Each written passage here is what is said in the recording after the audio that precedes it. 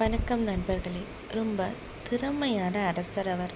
அதுவும் எந்த சூழ்நிலையாக இருந்தாலும் அந்த சூழ்நிலைக்கு என்ன செஞ்சால் வெற்றி வரும் அப்படிங்கிறத யோசித்து கொஞ்சம் தந்திரமாகவும் வீரமாகவும் திறமையாகவும் செயல்படக்கூடிய ஆற்றல் பெற்ற அரசர் அவர்.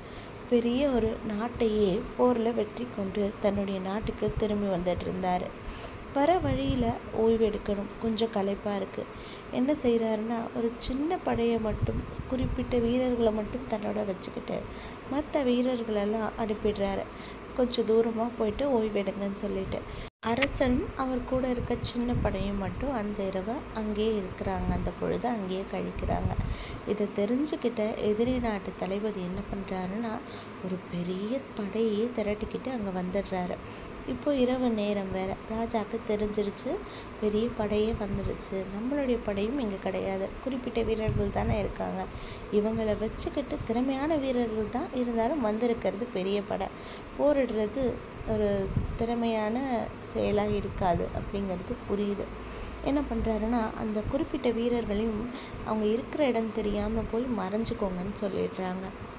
அவங்க எல்லாம் போய் மறைஞ்சிக்கிறாங்களா. இந்த ராஜா என்ன பண்ணுறாரு, ஒரு இயல்பான உடையை அணிஞ்சிக்கிட்டு பக்கத்தில் இருந்த ஒரு இசைக்கருவி எடுத்து இசைக்க ஆரம்பிச்சிடுறாரு. அவர் ரொம்ப மெய் மறந்து இசைக்க ஆரம்பிச்சிடுறாரா. இப்போ அந்த எதிரி நாட்டு தளபதி வந்து பார்க்குறாரு. வந்து பார்த்தா இந்த ராஜா இசைக்கருவியை வாசிச்சிட்ருக்காரு. அவருக்கு ஒன்றுமே புரியல. என்னடா இது, இந்த இக்கட்டான சூழ்நிலையில் எப்படி இவரால் இயல்பாக இசையை ரசித்து வாசிச்சிட்ருக்க முடியும்? இது நமக்கு வைக்கப்பட்ட பொறியா இல்லை நம்மளை ஏமாத்துறதுக்கான திட்டமா அப்படின்னு ஒரு குழப்பமாக இருக்குது. ஏன்னா அவர் தந்திரமாகவும் செயல்படுவார்.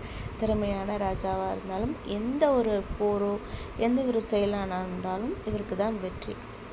அந்த தளபதி ரொம்ப நேரமாக யோசிக்கிறாரு, என்ன செய்கிறதுன்னு ஒன்றுமே புரியல அவருக்கு. இந்த ராஜா ரொம்ப இயல்பாகவும் அமைதியாகவும் தன்னுடைய இசையை ரசிச்சுக்கிட்டு இருக்காரு. நேரம் ஆக ஆக கூட இந்த ராஜா மெய் மறந்து இசைக்கருவி வாசிக்கிறதுல தான் இருக்கார். இப்போது அந்த தளபதிக்கு நடுக்கமே வர ஆரம்பிக்குது. கண்டிப்பாக இதில் ஏதோ ஒரு சூழ்ச்சி இருக்குது, இவர் நெருங்கினோம்னா ஆபத்து நமக்காக தான் இருக்கும் அப்படின்னு சொல்லிட்டு தன்னுடைய பெரும்படையை கூப்பிட்டுக்கிட்டு வந்த சத்தமே இல்லாமல் அந்த இடத்துல இருந்து நகர்ந்து போயிடுறாரு. இப்போது ராஜா கண் விழிக்கிறாரு.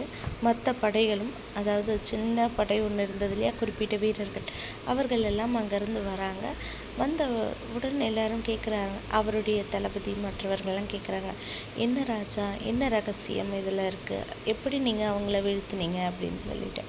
உடனே அந்த ராஜா சொல்கிறாரு, போர் இல்லை மற்றவங்களை வெற்றி பெறணும் அப்படின்னா எப்பயும் சண்டை போட்டு ரத்தம் சிந்தி இல்லை கத்தி பேசி தான் அந்த இடத்துல நம்ம வெற்றியை நிலைநாட்டணும் அப்படிங்கிறது கிடையாது.